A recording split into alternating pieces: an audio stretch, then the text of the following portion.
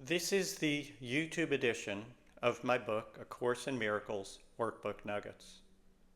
Workbook Nuggets was written to be a commentary or study aid for the course's workbook for students. I'll begin by reading the book's full commentary on today's workbook lesson over a visual of the book's text. I'll then return with some impromptu thoughts and comments on today's lesson and my commentary. A link to the book on Amazon.com is provided below. Lesson number 94, April 4. I am as God created me. Quote, today we will again devote the first 5 minutes of each waking hour to attempt to feel the truth in you. End quote. These lessons are not just about reading or even understanding. You are attempting to, quotes, feel the truth in you, end quote. The workbook is not just teaching you about something. You are seeking the experiences which will convince you that there is another perfect world sitting just beyond the world of your senses.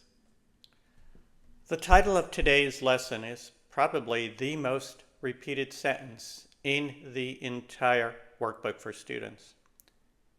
It must be important. Let's try to understand why it is. The title is, I am as God created me.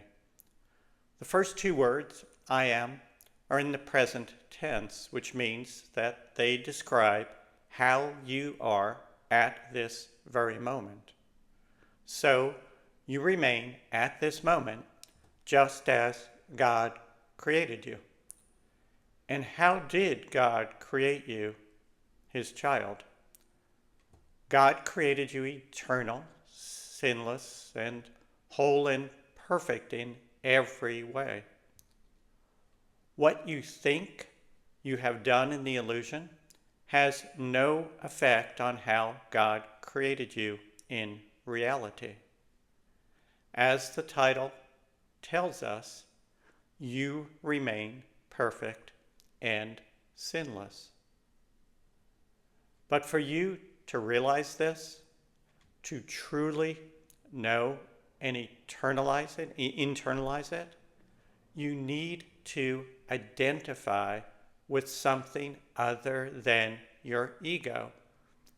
Because the ego is certainly not sinless in anyone's eyes, most definitely not its own. So long as you think of yourself as your body and ego, you will never see yourself as the sinless child of God. Your path of escape is to identify with your real, true self, the one created by God, the one self which we all share deep within, not with your ego.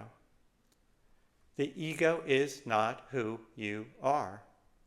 It is an image you have made, not God. The first step to identifying with the one self is to experience it for yourself.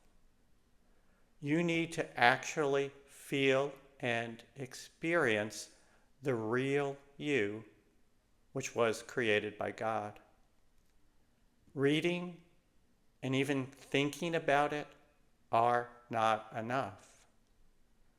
So once again, today's meditation is an attempt to reach the one self deep within.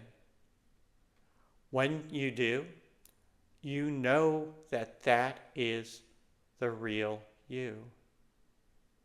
Once you feel it, no one can ever convince you otherwise. You know that at last you have returned home. The nightmare of the illusion has ended. Today we make another attempt to reach the one self deep within. I'd like to end quoting from today's lesson. Quote, "Now try to reach the Son of God in you. This is the self that never sinned, nor made an image to replace reality. This is the self that never left its home in God to walk the world uncertainly. This is the self that knows no fear, nor could conceive of loss or suffering or death." End quote.